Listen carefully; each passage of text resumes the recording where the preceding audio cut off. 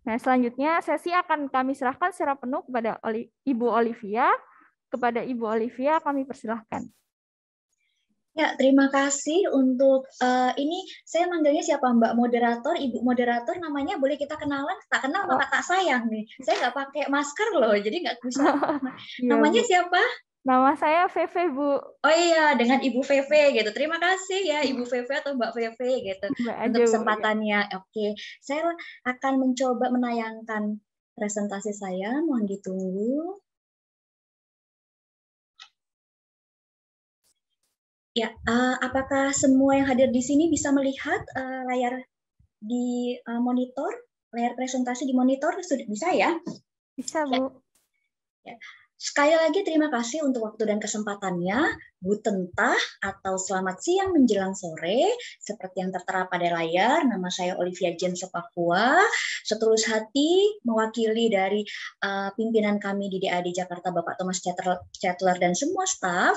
Kami mengucapkan terima kasih untuk SMA Kolose Loyola di Semarang atas undangannya kepada DAD untuk mengisi sesi informasi pada sore ini.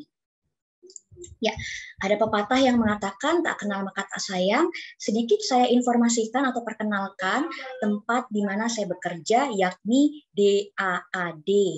Tetapi ada juga sih beberapa orang yang menyapa kami dengan daat ya, atau sok ke Inggris-Inggrisan dad atau dot gitu ya, gitu nggak apa-apa. Gitu. Terima kasih untuk kreativitasannya. Ya, DAAD singkatan dari dalam bahasa Jermannya Deutscher Akademischer Austauschdienst atau dalam bahasa Indonesianya Dinas Pertukaran Akademis Jerman.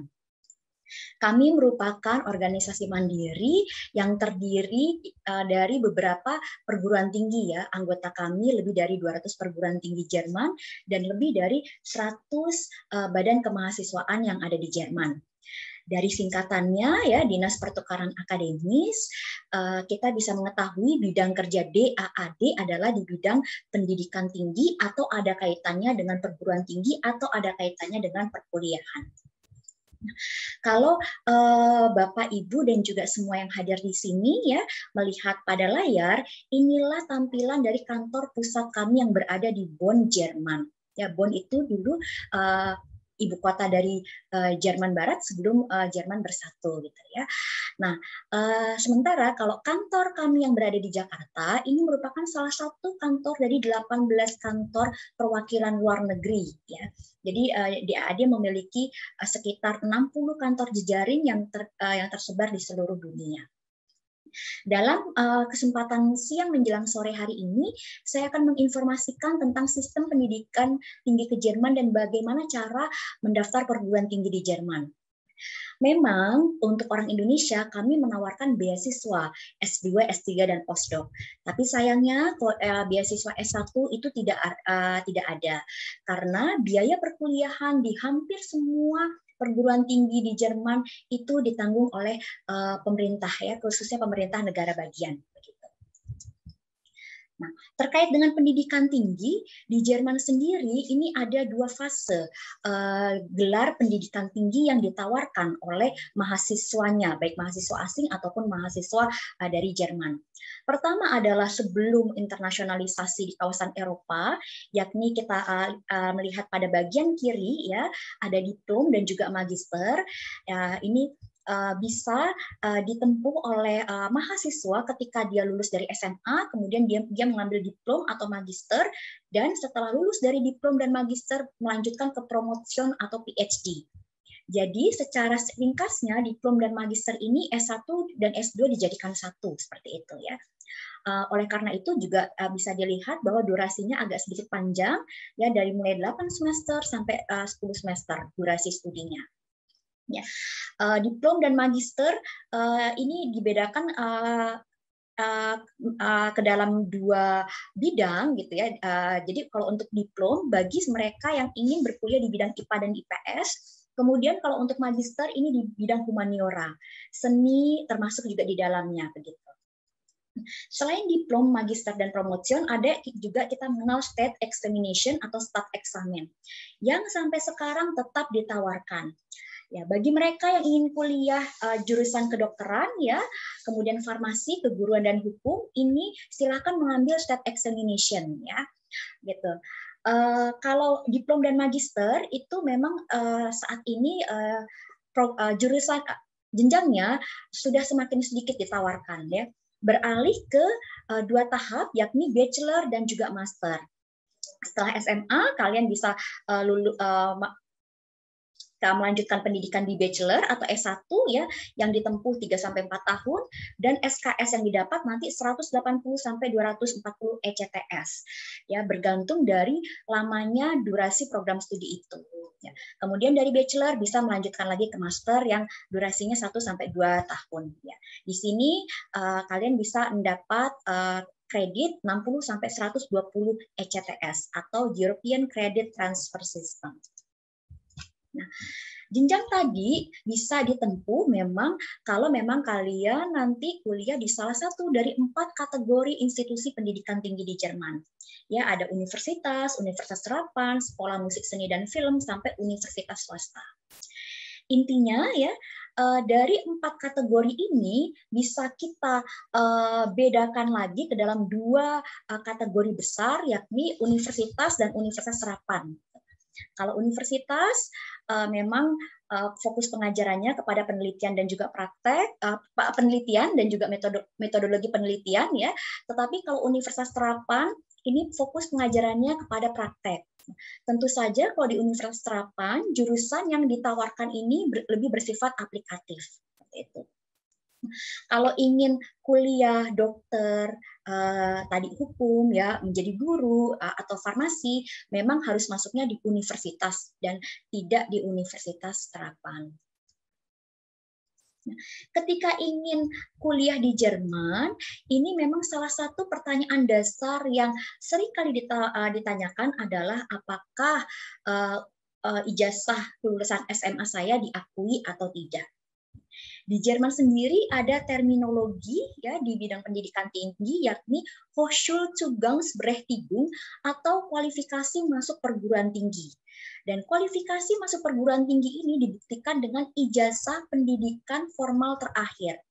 Tentunya kalau mau masuk ke S1 gitu ya dilihat ijazah SMA-nya ini masuk ke dalam Hochschulzugangsberechtigung atau HZB-nya Jerman atau tidak.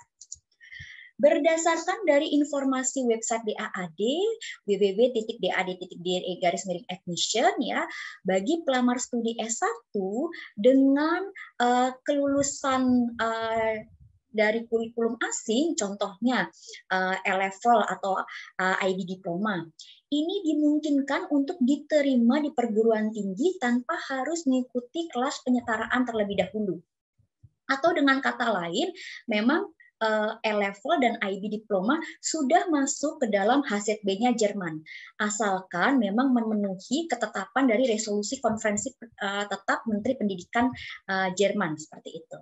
Bisa dilihat nanti ketentuannya apa saja masuk di website www.dad.de/admission. Sementara dari website yang sama, kita juga mengetahui bahwa pelamar studi dengan kurikulum nasional, yakni dari Indonesia, sayangnya belum bisa langsung diterima di perguruan tinggi di Jerman, karena memang kelulusannya belum setara dengan kelulusan di Jerman. Oleh karenanya, bagi pelamar studi S1 dari Indonesia, ini ada 2 kategori. Pertama, dia lulusan SMA ya, yang belum pernah kuliah di Indonesia. Jadi fresh graduate dari SMA seperti itu ya. Ini lulusan SMA ini harus mengikuti kelas penyetaraan atau kita bilangnya sebagai student college. Nah, student college bisa dilakukan di Indonesia atau dilakukannya di Jerman. Penting diketahui, student college di Indonesia merupakan perpanjangan tangan dari student college-nya yang di Jerman. Dan satu-satunya student college yang terletak di luar Jerman. Jadi kita patut bersyukur untuk kenyataan hal ini ya. Kemudian kategori yang kedua, bila lulusan SMA itu sudah pernah berkuliah di Indonesia minimal 2 tahun atau 4 semester. Ini dimungkinkan bisa diterima langsung di perguruan tinggi di Jerman dengan bidang studi yang sama tanpa harus mengikuti student college atau kelas penyetaraan terlebih dahulu. Nah, Bahasa pengantar di Studienkolleg ya adalah bahasa Jerman.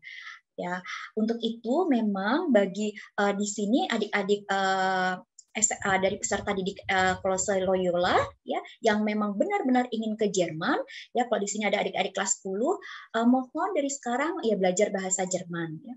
Salah satu tempat belajar bahasa Jerman bisa di Goethe Institut atau di tempat les sekitar tempat tinggal adik-adik semuanya. Tetapi kalau untuk menyatakan kemampuan bahasa Jerman kita dalam bentuk sertifikat yang diakui di Jerman, ini wajib mengambil tes di Goethe Institut Jakarta, Bandung, atau di Wisma Jerman. Ya, biasanya kalau untuk masuk Studienkolleg diperlukan kemampuan bahasa Jerman dengan sertifikat B1 atau B2. Kita patut berbangga karena selain Studienkolleg, ternyata ada program dari Kementerian Luar Negeri Jerman, bekerja sama juga dengan DAAD dan juga Goethe Institut. Program ini namanya Studienbrücke.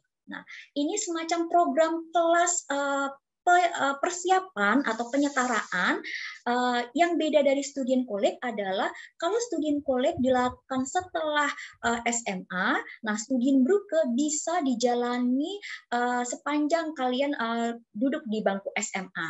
Jadi dari kelas 10 bisa mendaftar program Studienbrücke ini. Jadi nanti kalau sudah lulus dari SMA dan lulus dari program Studienbrücke, bisa langsung mendaftar ke sejumlah perguruan tinggi yang menjadi perguruan tinggi mitra dari Studienbrücke.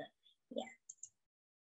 Nah, terkait dengan perbedaan Studienkolleg dan Studienkolleg Indonesia dan Studienkolleg di Jerman, pada prinsipnya itu hampir sama gitu ya, tidak ada beda untuk mutu pendidikannya gitu. Tetapi kalau kita lihat dari tempat belajarnya jelas berbeda, satu di Indonesia kemudian satu di Jerman.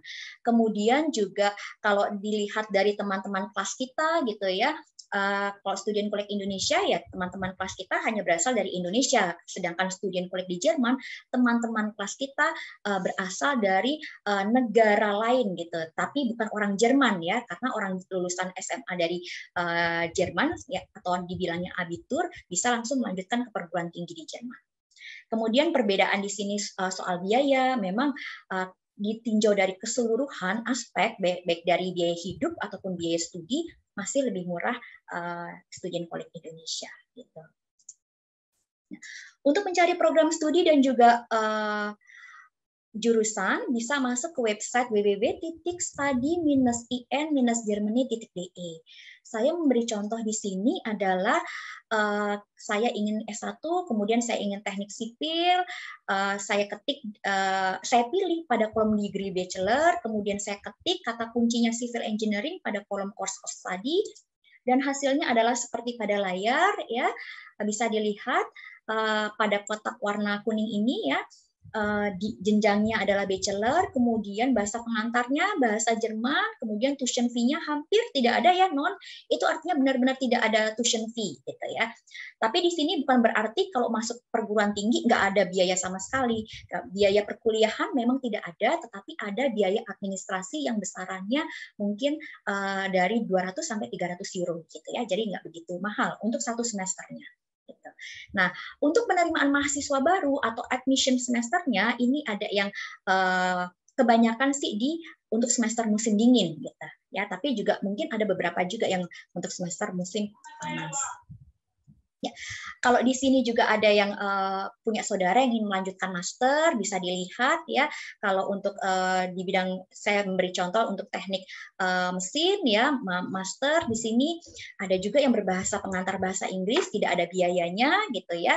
Dan mereka membuka pendaftaran untuk mahasiswa baru setahun itu 2 kali untuk semester musim panas dan semester musim dingin. Ada juga yang berbayar, ada juga yang tidak berbayar ya. Nah, secara garis besar bisa disimpulkan bahwa tahun akademik perkuliahan di Jerman dibagi ke dalam 2. Kalau di sini semester ganjil, semester genap. Kalau di Jerman semester musim panas atau semester musim dingin. Contoh di semester musim panas, perkuliahan di Maret, April gitu ya. Nah, pendaftaran mulai dari Desember sampai Januari ya. Nah, surat penerimaan atau LOE akan dikirimkan dan diterima oleh pelamar studi sekitar bulan Februari-Maret. Sementara surat penolakan ini biasanya jadwalnya mundur gitu setelah surat penerimaan dikirimkan dari perguruan tinggi ya. Jadi Maret atau April. Demikian juga untuk musim dingin, perkuliahan di Oktober, kemudian biasanya deadline pendaftaran untuk perkuliahan musim dingin ini sampai 15 Juli ya. Surat penerimaan menjadi mahasiswa di perguruan tinggi tersebut akan dikirim Agustus September dan surat penolakan setelah itu bisa September Oktober. Nah, mohon untuk mengunjungi website dari perguruan tingginya untuk informasi yang lebih detail kapan deadline, kemudian kapan juga mungkin masuk kuliah. Nah, untuk berkas pendaftaran bisa disimpulkan ya. Jadi ini secara umum. Pertama, kalau kita ingin mendaftar ke misal S1, butuh bukti pendidikan formal dari pendidikan sebelumnya gitu. Contohnya ijazah SMA atau MA gitu ya. Kopi ijazah yang sudah dilegalisir gitu ya. Dan rapor. Jadi bukti nilai atau yang sudah dicapai ketika kita SMA ya. Kalau untuk mau ke S2 berarti ya ijazah S1 dan bukti nilainya adalah transkrip nilai. Kemudian yang ketiga adalah sertifikat bahasa pengantar dari program studi itu. Kalau untuk jenjang S1 sebagian besar bahasa pengantarnya masih dalam bahasa Jerman. Tapi kalau untuk S2 sudah banyak yang berbahasa Inggris. Jadi dilihat apakah memang minta ijazah B1 atau B2 atau TESDAF seperti itu ya. Ini untuk memang bahasa pengantarnya bahasa Jerman gitu. Tapi kalau bahasa Inggris TOEFL atau IELTS diminta. Kemudian yang keempat adalah surat motivasi, biasanya perguruan tinggi meminta. Kemudian yang kelima fotokopi paspor dan juga foto. Dan yang terakhir adalah mungkin diminta berkas persyaratan yang lain, contoh tes AS atau mungkin juga ada GRE gitu ya untuk biasanya MBA gitu untuk S2 gitu program S2. Berkas pendaftaran tadi harus dikirimkan entah itu melalui UniASIS atau langsung ke perguruan tinggi. Jadi mekanisme pendaftaran perguruan tinggi di Jerman ini ada 2 jalan ya, dan ini ditentukan oleh perguruan tinggi itu sendiri. Jadi tidak bisa dipilih ya. Kalau memang perguruan tinggi ini merupakan anggota UniASIS, mendaftar berarti berkas aplikasi dikirimkan melalui UniASIS. UniASIS merupakan institusi yang fungsinya untuk menyeleksi ya, untuk menyeleksi berkas awal gitu, menyeleksi awal berkas gitu ya, pre-selection dilakukan di UniASIS gitu ya. Kantornya di Berlin dan hanya ada satu gitu, satu-satunya di Jerman dan juga adanya ya, di Berlin, tidak ada di Indonesia. Ya. Nah, untuk pendaftaran melalui UniASIS ada biaya layanannya gitu, layanan pendaftaran ya. Kalau untuk pendaftaran untuk jurusan pertama 75 euro, kemudian untuk pilihan kedua atau jurusan kedua nanti 30 euro, kemudian yang jurusan yang ketiga juga 30 euro seperti itu. Nah, kalau pendaftaran langsung ke perguruan tinggi biasanya tidak ada biaya servisnya atau biaya layanan pre-selection-nya. Ya, untuk mengetahui apakah memang pendaftaran ke UniASIS atau perguruan tinggi wajib mengunjungi website dari perguruan tinggi. Terkait dengan studi, ada 3 komponen biaya yang wajib disediakan. Pertama adalah biaya studi atau tuition fee ya. Ini untuk jenjang S1 sebagian besar tidak ada biaya perkuliahan di hampir semua perguruan tinggi yang ada di Jerman. Kecuali perguruan tinggi di satu negara bagian yakni Baden-Württemberg ya, di mana atau di provinsi Baden-Württemberg itu contoh kota-kotanya di Baden-Württemberg itu Stuttgart, Karlsruhe, Heidelberg, kemudian juga ada Ulm seperti itu ya, Konstanz itu masuknya ke Heidelberg, masuknya ke Baden-Württemberg atau provinsi Baden-Württemberg. Nah, di provinsi ini semua perguruan tinggi di dalamnya akan memungut biaya perkuliahan sebesar 1.500 euro untuk setiap semester kepada mahasiswa asing jenjang S1 dan S2. Jadi kalau mahasiswa Jermannya ya tidak bayar gitu. Ya, pemberlakuan biaya perkuliahan ini dimulai sejak musim dingin 2017 ya. Kemudian yang kedua adalah biaya administrasi. Semua perguruan tinggi di Jerman, di semua negara bagian, ini pasti memungut biaya administrasi ke semua mahasiswa, baik mahasiswa asing maupun mahasiswa Jerman. Besarannya bervariasi, bisa dari 250 euro atau hampir 500 euro. Nah, besaran ini ditentukan oleh perguruan tinggi itu sendiri. Biasanya kalau biaya administrasi ini sudah mencakup semester tiket atau biaya abonemen per semester untuk menggunakan moda transportasi di kota-kota di kota-kota atau bahkan satu negara bagian pernah ada ya seperti itu. Yang ketiga adalah biaya hidup. Pemerintah Jerman menetapkan 861 euro per bulan bagi mahasiswa untuk keperluan hidupnya gitu ya, untuk biaya hidupnya. Atau bisa dikalkulasikan satu tahun itu 10.332 euro. 861 euro ini akan mengcover kebutuhan biaya setiap bulannya dengan rincian seperti ada tertera pada layar. Memang sih 30-40% dari pengeluaran bulanan ini memang dialokasikan untuk tempat tinggal, sewa tempat tinggal ya. Jadi bergantung juga pada kota di mana dia tinggal ya. Kalau kota-kota mungkin agak mahal, contohnya München, Hamburg, Frankfurt gitu ya. Mungkin biaya sewa tempat tinggalnya bisa 300-an, mungkin ada yang sampai 400-an seperti itu. Tapi yang di kota lainnya masih cukup affordable. Hal yang penting dilakukan ketika di Indonesia adalah memang mencari tempat tinggal ya atau ya akomodasi seperti itu. Mahasiswa biasanya tinggal di asrama mahasiswa ataupun di private accommodation atau yang kita kenal dengan sebutan WG atau Wohngemeinschaft. Ini pencarian tempat tinggal ini wajib dilakukan ketika masih di Indonesia karena memang tidak begitu mudah untuk mencari tempat tinggal ketika nanti kalian tiba di Jerman ya. Salah satu platform untuk mencari tempat tinggal masuk saja ke website www.study-in-germany.de.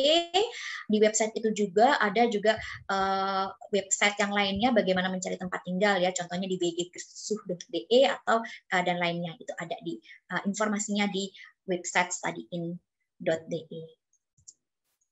Nah, sebagai orang Indonesia, sayangnya memang sampai saat ini kita masih perlu visa untuk ke Jerman. Ya. Informasi persyaratan berkas apa saja yang dibutuhkan untuk memohon visa bisa masuk di website www.jakarta.diplo.de. Tidak hanya informasi berkas persyaratan untuk permohonan visa saja, tetapi juga ada informasi bagaimana cara membuka rekening yang dibukukan, ya, rekening yang dibukukan atau dalam hal ini block account. Di mana dalam block account ini harus atas nama si anak ya atau nanti calon mahasiswa dan besarannya adalah 10.332 ya. Ini memang besaran untuk biaya hidup selama 1 tahun ya. Jadi memang biaya hidup selama 1 tahun harus sudah tersimpan di rekening yang sudah dibekukan tadi atas nama si anak. Kemudian informasi lain adalah daftar penerjemah tersumpah, kemudian daftar asuransi perjalanan ya. Nah, di Jerman nanti harus memiliki asuransi sendiri, jadi harus nanti diganti di Jerman asuransinya. Saya rasa itu saja informasi yang bisa saya berikan. Saya harap di sini mungkin adik-adik tidak terlelap dan tertidur ya sambil mendengarkan mungkin cerita atau dongeng gitu ya.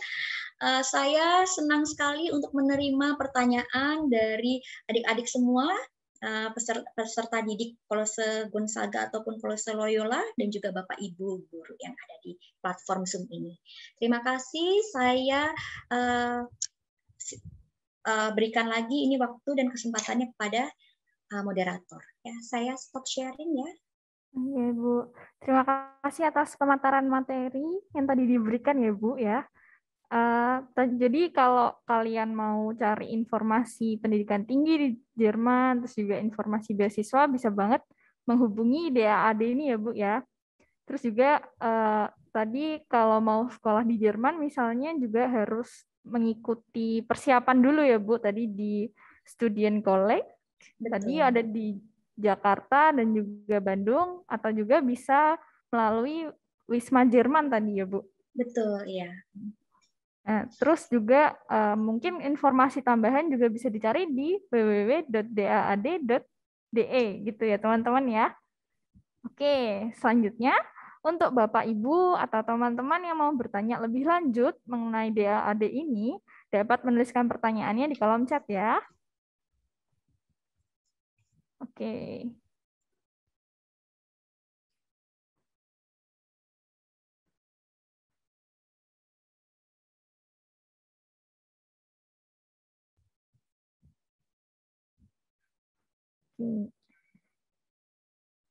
Oh, ini Bu, ada yang bertanya melalui private chat, Bu. Nih, untuk mahasiswa Indonesia sendiri yang ada di Jerman itu lebih memilih di mana sih, Bu? Di dorm atau dia menyewa tempat tinggal sendiri gitu, Bu? Oke, iya. Terima kasih untuk pertanyaannya. Memang kalau asrama mahasiswa, biaya sewanya lebih terjangkau dibandingkan private accommodation ya, seperti WG, Wohngemeinschaft. Tetapi memang ketersediaan kamar di asrama mahasiswa sangat sedikit ya, jadi sangat terbatas. Jadi kalau dilihat pada kenyataannya, kebanyakan sih memang mahasiswa tinggalnya di WG karena memang ketersediaan kamar asrama mahasiswa nih sangat terbatas sekali. Itu. Jadi tapi tendensinya memang ke asrama mahasiswa Indonesia tinggal di asrama mahasiswa. Oh, Bu. Terima kasih, Bu. Terus juga nih ada pertanyaan lagi nih, Bu. Mungkin tadi kan ada beasiswa ya, Bu, untuk S2-nya. Gitu kan. Kalau S2 bisa ada beasiswa. Nah, itu tuh persyaratannya apa aja ya, Bu? Kalau untuk ingin mendapatkan beasiswa, apakah itu sesuai universitas atau gimana ya, Bu? Oke, jadi DAAD menawarkan beasiswa S2, S3, dan juga postdoc ya. Bagi lulusan S1 dengan pengalaman kerja minimal 2 tahun setelah menyelesaikan S1. Nah, memang kalau program beasiswa untuk S2 kita ini ada dua program ya. Satu yang namanya EPOS, ini memang untuk profesional, jadi lulusan S1 pengalaman kerja 2 tahun setelah menyelesaikan S1. Kemudian satu lagi adalah Public Policy and Good Governance atau Helmut Schmidt Program ya. Ini tergantung dari program studinya gitu.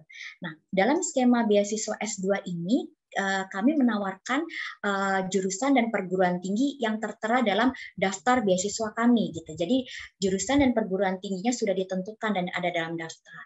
Di luar itu, misalnya sudah mendapat LOE tetapi jurusannya tidak ada dalam daftar, ya nggak bisa mendaftar beasiswa di AAD. Nah, kalau untuk beasiswa di AAD tidak perlu ada LOE untuk S2 ini.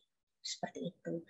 Kalau yang S3 harus sudah mendapat profesor yang nanti akan mensupervisi kerja penelitian kita. Oke, baik Bu. Ini Intinya juga, itu. oke Bu. Ini masih, banyak juga Bu ternyata Oh, nih. gitu, oke. Apakah ada beasiswa dari DAAD untuk kampus Jerman yang ada di Jakarta seperti SGU atau IULI gitu Bu? Oke, Yuli atau SDU ya itu. Ya, kalau seperti itu memang kalau dari DAAD-nya sendiri gitu ya, memang tidak ada program beasiswanya. Tapi ini kan antara kampus SGU atau Yuli ini ada bisa mereka mengadakan kerjasama ya, ada cooperation ya, U to U ya. Nah, mungkin di situ ada beasiswanya langsung dari kampus yang di Jerman. Itu bisa saja terjadi. Tapi kalau dari beasiswanya dari DAAD untuk kampus Indonesia yang ada di yang punya kerjasama dengan Jerman gitu ya, atau mungkin kampus Jerman yang ada di Indonesia gitu, ini enggak ada. Sayangnya belum ada ya. Oke, selanjutnya pertanyaan selanjutnya ada untuk visa nih Bu. Saya dengar kita butuh mempunyai transfer dalam bank di Jerman. Kira-kira itu berapa euro ya? Mungkin itu Ya, dulu Kak. Bu jawab. Oke, terkait dengan visa ya, visa di sini untuk transfer bank ya, dia ya bilangnya ya. Iya Bu, transfer dalam bank di Jerman. Sebentar.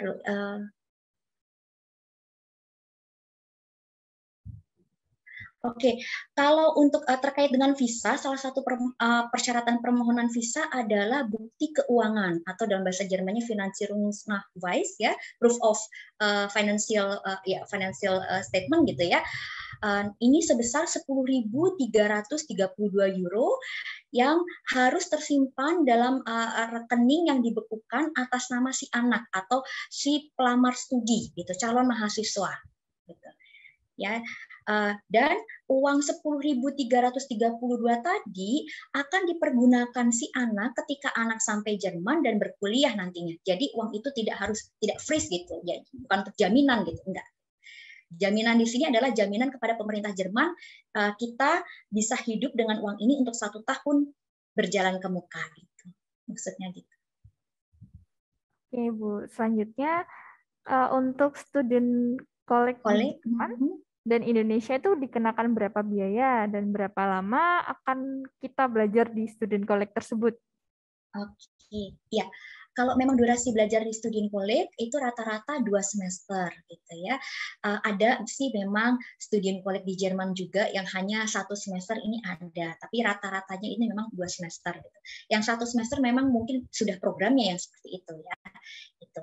Nah, kalau untuk biayanya, setahu saya di Student College Indonesia ini 40 juta atau 80 juta untuk 1 tahun gitu ya.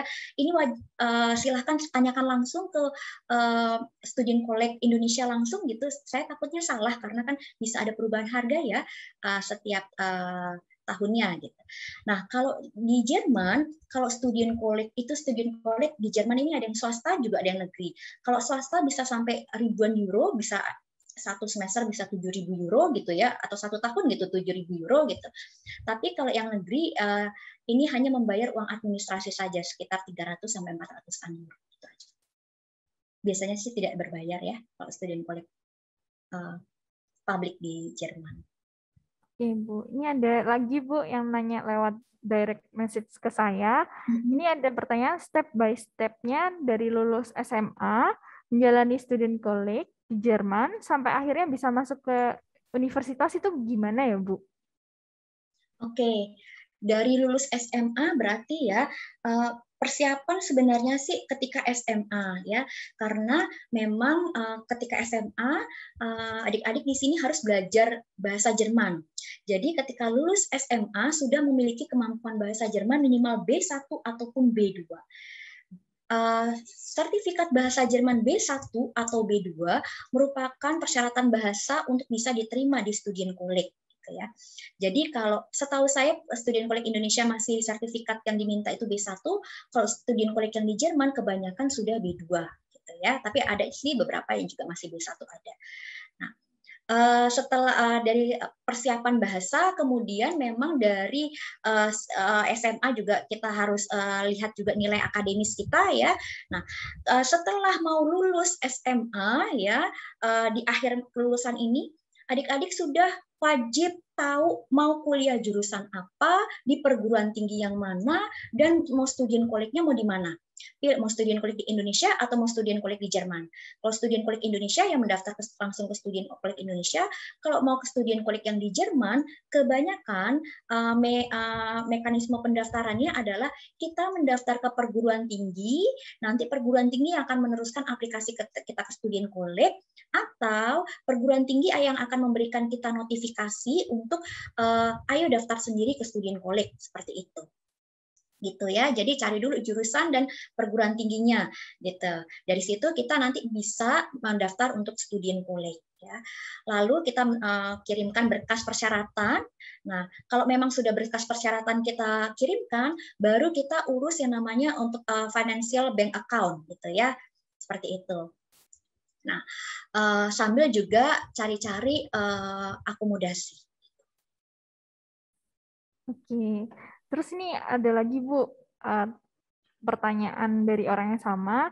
Kalau mau masuk ke TUM, persyaratannya apa saja ya, Bu? Oke, ya terima kasih. Jadi memang kalau persyaratannya apa saja, ya, yang detailnya memang harus masuk ke website dari perguruan tinggi itu sendiri. Karena memang di sini di AAD merupakan perwakilan dari semua perguruan tinggi di Jerman. Kita tidak menetapkan persyaratan, tidak. Jadi, seperti yang tadi ada di layar ya, di layar presentasi saya, pasti dibutuhkan ijazah SMA, kemudian juga ijazah SMA harus dilegalisir, kemudian diterjemahkan melalui penerjemah tersumpah, plus nanti raport juga seperti itu ya, dilegalisir dan diterjemahkan penerjemah tersumpah, kemudian sertifikat bahasa Jerman, ya, kemudian ada surat motivasi, dan mungkin ada berkas persyaratan lain yang dibutuhkan, contohnya tes AS yang atau enggak mungkin persyaratan yang lainnya paspor atau foto seperti itu. Oke. Selanjutnya ada lagi nih Bu. Apakah ada beasiswa yang meliputi living cost? Gitu Bu. Oke, ya kalau beasiswa yang ditawarkan oleh DAAD ya untuk mencapai gelar ini memang hampir semuanya merupakan beasiswa penuh. Jadi termasuk juga untuk biaya hidup gitu. Tapi kalau untuk S1 hanya beasiswa living cost-nya saja tidak ada sayangnya. Oke. Lagi Bu, mau bertanya, universitas yang menyediakan program studi English Linguistic mana saja ya Bu? English Linguistic, mohon nanti masuk ke website www.study-in-germany.de ya. Nanti masih di halaman pertama, kemudian pilih jenjangnya, maunya apa, jenjang S1 ataupun S2, bachelor atau master, kemudian ketik kata kunci dari program studi atau ketik nama program studinya. Gitu. Nanti akan ada tampilan hasilnya akan tertera dari universitas mana saja, kemudian bahasa pengantarnya apa, gitu. Ya. Oke, ini ada lagi Bu dari direct message saya. Ini ingin bertanya, kira-kira berapa lama waktu untuk mengikuti kelas penyetaraan bagi fresh graduate dari SMA? Oke, durasi untuk ikut kelas penyetaraan atau student college itu 2 semester. Gitu. Tapi ada juga program student college untuk 1 semester juga ada. Memang programnya 1 semester, itu juga ada. Tapi rata-rata 2 semester, paling lama di student college itu 4 semester. Dengan perhitungan, setiap semesternya hanya bisa diulang 1 kali, tidak bisa 2 kali. Jadi semester 1 nih nggak lulus, bisa diulang 1 kali. Gitu. Nanti semester 2, naik ke semester 2. Semester 2 nggak lulus, bisa diulang 1 kali. Kalau nggak lulus lagi, ya mohon maaf, DO. Oke, Bu. Selanjutnya ada ini, student college di Indonesia, lokasi di kota mana? Lalu adakah list student Brugge di Indonesia gitu? Bisa diperoleh di mana juga gitu, Bu? Oke, iya. Kalau untuk student college Indonesia itu ada di Serpong ya, BSD ya, di Banten sini ya. Sayangnya bukan di sekitar Semarang. Ya, di hampir mau ke Jakarta, jadi harus pindah kota deh gitu ya. Itu bisa nanti di Student College Indonesia, www.studentcollege-indonesia.de. Atau daripada susah-susah, boleh kirim aja email aja ke saya, olivia@daadjkt.org ya. Atau saya seperti itu. Nah, kalau untuk Studienbrücke, kalau tidak salah ada 8 mitra perguruan tinggi gitu. Nanti adik-adik di sini bisa kirim email ke saya juga bisa. Nanti akan saya teruskan ke koordinator dari Studienbrücke ya.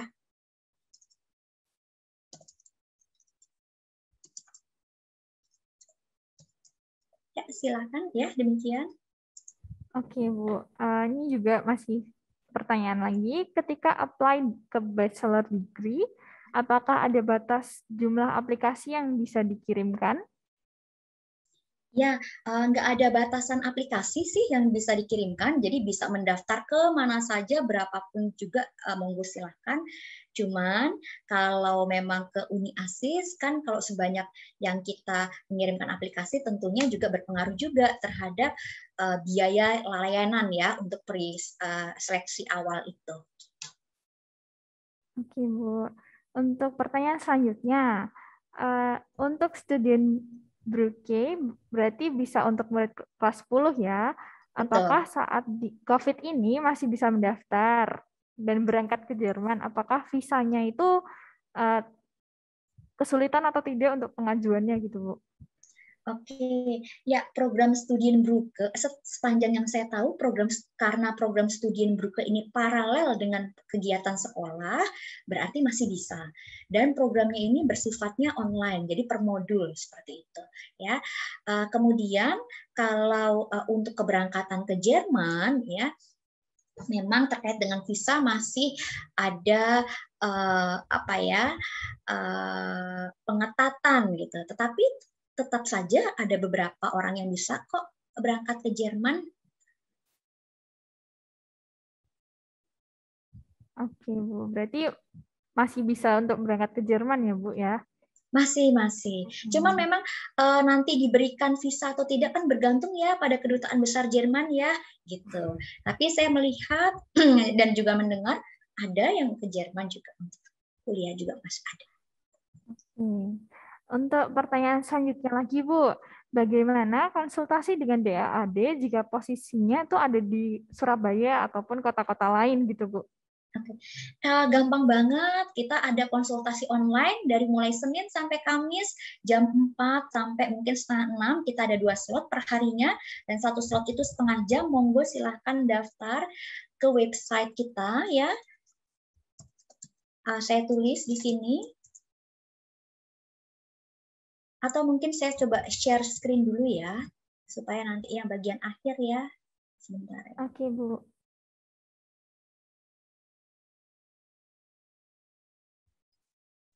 Ya, bisa terlihat ya di layar ya. Bisa, Bu. Untuk email bisa ke info@dadjkt.org atau langsung ke saya bisa. Kalau untuk konsultasi online, pendaftarannya di website kita www.daad.id.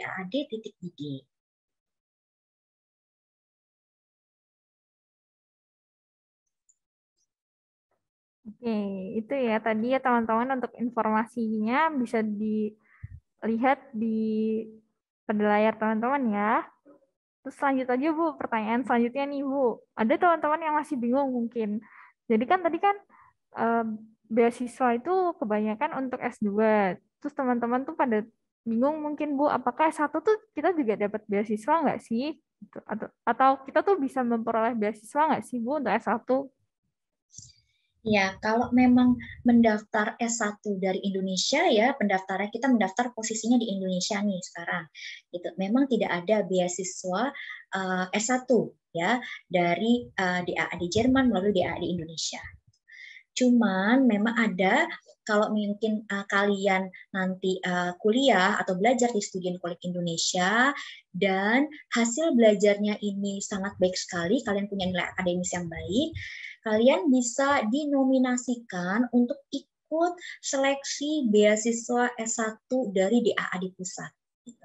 Ya, jadi kita ada program beasiswa untuk bachelor dari DAAD Pusat bagi lulusan terbaik sekolah internasional Jerman, dari sekolah internasional Jerman yang ada di luar Jerman, ya. Dan plus karena memang lulusan Studienkolleg Indonesia ini memang sama setara dengan lulusan abitur Jerman atau lulusan SMA-nya Jerman, oleh karenanya diikut sertakan dalam program beasiswa ini. Ya, mungkin bisa dimungkinkan, tapi memang seleksinya ketat sekali ya. Jadi memang kompetisi ini sangat ketat sekali. Tapi kalau untuk pada umumnya tidak ada.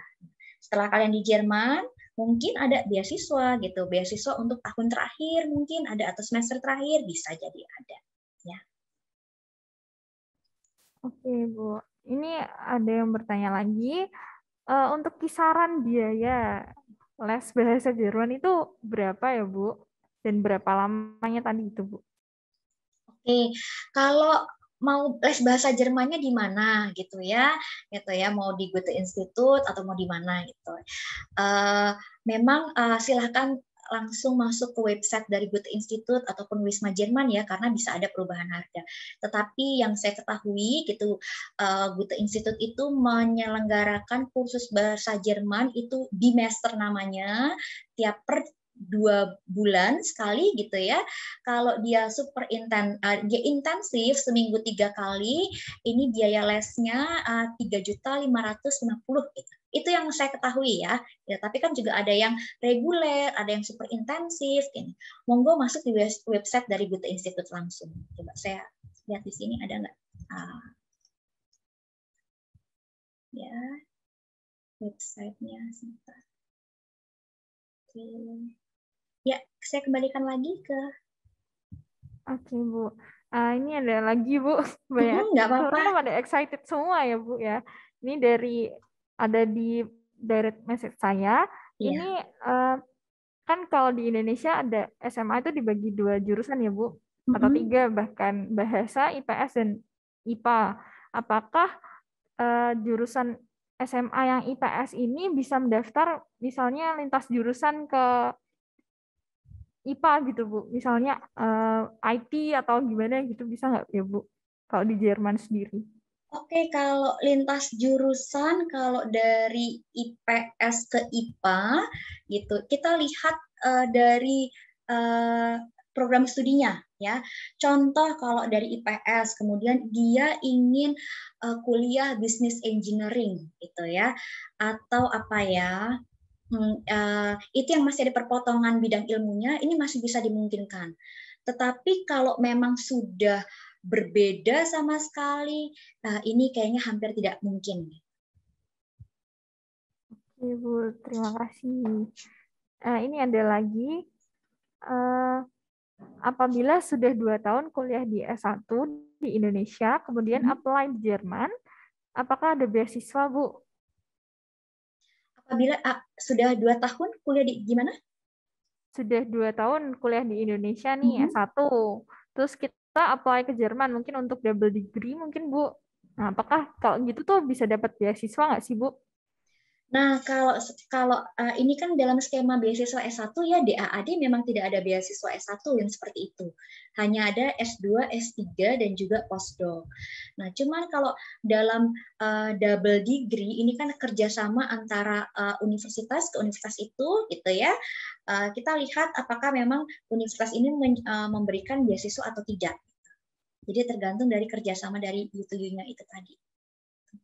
Tapi kalau dia ingin lanjut lagi ke Jerman atau dalam skema double degree minta beasiswa DAAD, sayangnya melalui DAAD Jakarta kita tidak ada program yang seperti itu. Oke, berarti balik lagi tadi ya, Bu, yang ke S1 itu tadi ya, Bu ya. Oke, selanjutnya ada lagi nih, Bu. Untuk masuk ke student college, apakah ada tesnya? Dan apakah ada kemungkinan untuk kita tuh tidak diterima ke student college itu? Oke, terima kasih untuk pertanyaannya. Iya, kalau untuk masuk ke student college memang ada tesnya. Mau masuk student college di Jerman atau di Indonesia juga ada tesnya, seperti itu ya. Kalau nggak diterima, tentu saja kalau kita ikut tes, pasti kan ada kemungkinannya jawabannya 2, lulus atau tidak lulus gitu ya. Bagi saya terbuka kemungkinan juga untuk bisa tidak diterima gitu. Tidak diterima karena memang tidak lulus ya, nilainya jelek, atau memang tidak diterima karena ya sudah tidak masuk ke kuota gitu loh. Jadi misal yang diterima nih nilainya 6 gitu ya, kebanyakan dari tahun ke tahun, tetapi pada tahun itu banyak sekali orang yang nilainya 7 atau 8 gitu ya, dan dilihat lagi ketersediaan tempat yang ada gitu ya. Ya sudah, berarti nilai passing grade bisa dikatakan seperti itu akan dinaikkan. Jadi ada lagi nih, Bu, untuk ini dari direct message saya. Ini kalau misalnya ikut DAAD itu, apakah misalnya kalau mahasiswa kita ke Jerman, apakah mungkin bisa part-time gitu, Bu, kerja part-time untuk memenuhi kebutuhan sehari-hari gitu, Bu? Apakah ya, banyak juga di sana? saya di sini nggak ada ya Oh, saya nggak masukin karena saya takutnya kelebihan waktunya ya. Ada betul ya untuk part time. Jadi sebagai mahasiswa asing, pemerintah Jerman mengizinkan mahasiswa asing itu untuk bekerja part time. Kalau dari Indonesia ya, ini ada batasan waktunya, seminggu itu tidak boleh lebih dari 20 jam dan penghasilan 1 bulan tidak boleh lebih dari 450 euro. Jadi boleh kerja part time. Oke, mungkin bisa dikasih juga Bu contoh-contoh kerja part time yang ada di Jerman tuh apa aja sih Bu? Oke, nah kalau untuk kerja part time yang ada di Jerman, kita lihat dari lokasinya ya, karena kita sebagai mahasiswa pasti kan kegiatannya kan di dalam kampus nih. Jadi ada kerja part time yang di dalam kampus, ada kerja part time yang di luar kampus. Kalau yang di dalam kampus, kebanyakan yang istilahnya ya kerja part time yang bisa untuk nanti menunjang dia dalam mencari kerja atau memperbagus CV-nya itu ada namanya HIVI atau tenaga HIVI. HIVI itu Hilfswissenschaftler ya. Tugasnya bisa membantu dosen atau profesor dalam dia supaya membantu si profesor untuk dia mempersiapkan bahan pengajaran. Jadi tugasnya untuk membantu menyiapkan bahan ajar profesor, membantu mencarikan gitu ya, bisa. Atau memang mereka terlibat dalam proyek yang diketuai atau yang dipimpin oleh si profesor ini atau si dosen ini. Ini yang di dalam kampus, yang di luar kampus bisa mungkin jadi pelayan toko atau apa ya waiter seperti itu ya, kayak kasir kayak gitu. Atau ya jadi LO penerjemah atau ada konser-konser gitu kan ya, gitu ya. Jadi LO gitu.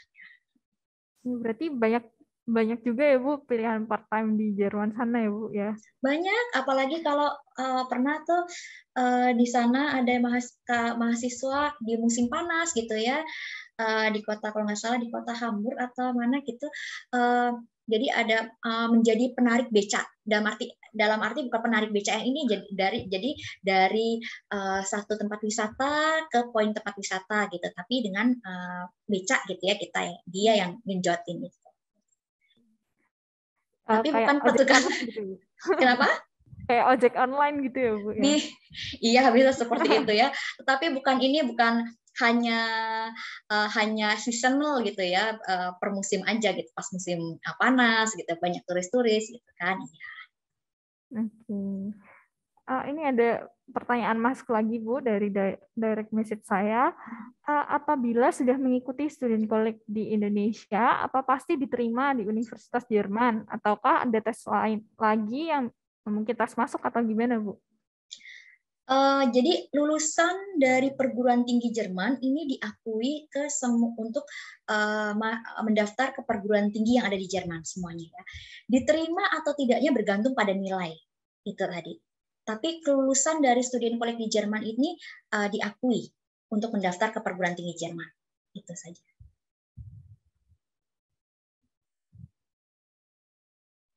Oke, berarti udah diakui ya Bu ya, yang pasti ya Bu ya dari student Iya, college ya. betul, karena ini Student College Indonesia merupakan studi perpanjangan tangan dari Student College yang ada di Jerman di Hannover ya, gitu. Jadi nanti kalau dapat sertifikat atau ijazah, logonya bukan Student College Serpong gitu ya, Student College Indonesia gitu ya. Kan Serpong juga bukan nama daerah di Jerman gitu. Jadi ya Student College Hannover, kemudian ada logo kalau nggak salah logo negara bagian ya gitu.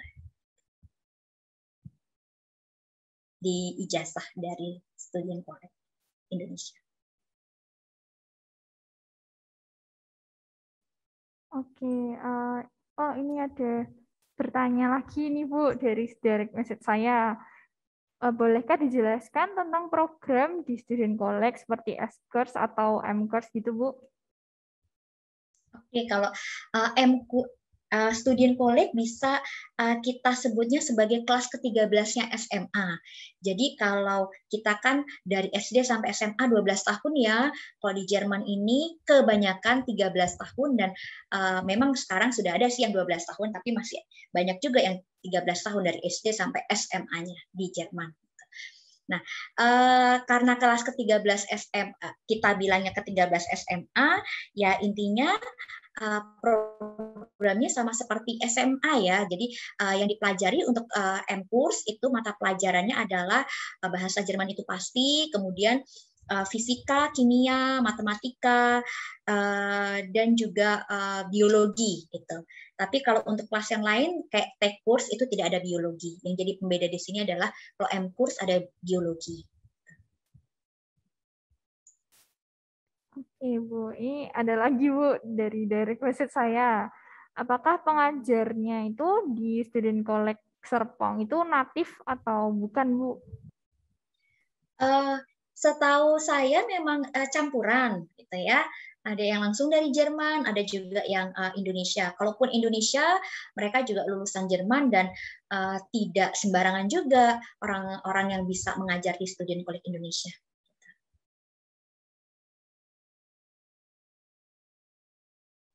Oke. Ya. Jadi terima kasih atas jawaban yang diberikan oleh Bu Olivia tadi. Jadi teman-teman untuk visa itu memang masih bisa ya teman-teman, asalkan kalian memenuhi syaratnya tadi ya. Terus juga teman-teman juga harus belajar di Studienkolleg dulu untuk dapat apply universitas di Jerman. Terus nanti juga teman-teman bisa mencari informasi tentang perguruan tinggi jurusan di studi-stripgermany.de gitu. Dan juga teman-teman juga bisa menghubungi Ibu Olivia untuk informasi-informasi selanjutnya gitu ya teman-teman ya. Nah, kami berharap pertanyaan yang dibacakan tadi sudah terjawab semua. Tadi teman-teman juga sudah antusias sekali untuk bertanya, tadi banyak banget pertanyaan yang masuk. Nah, jika masih ada pertanyaan, jangan lupa untuk menghubungi Ibu Olivia atau juga ke DAAD-nya langsung ya teman-teman ya.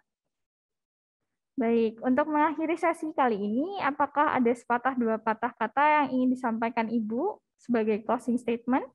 Sebelum saya ke closing statement, saya mengucapkan terima kasih untuk sekali lagi SMA Kolose Loyola Semarang atas undangannya kepada DAAD, Bapak Ibu Guru, kemudian Mbak Moderator, aduh saya lupa lagi namanya, mohon maaf. Kalau kita ketemuan di Jerman nih gimana nih, gitu ya, saya lupa namanya, aduh, mohon maaf nih ya. Gitu. Terima kasih sudah memoderasi acara ini baik sekali.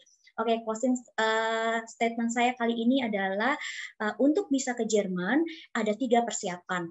Kalau saya bilangnya 3D ya. Daya, dana, doa. Daya berkaitan dengan ya daya juang, daya ingat. Jadi tingkatkan belajar gitu. Kemudian cari informasi. Kalian ada hadir di Bidikti ini merupakan pilihan yang sangat tepat dalam mencari informasi untuk bisa studi ke Jerman. Kemudian dana gitu ya. Tentu saja kalau untuk mau ke Jerman perlu namanya sertifikat B1K, B2K, dan itu kalau untuk tes memang tesnya tidak murah, bisa harganya di atas 1 juta ke atas ya, tentunya kita butuh dana ya, contohnya itu.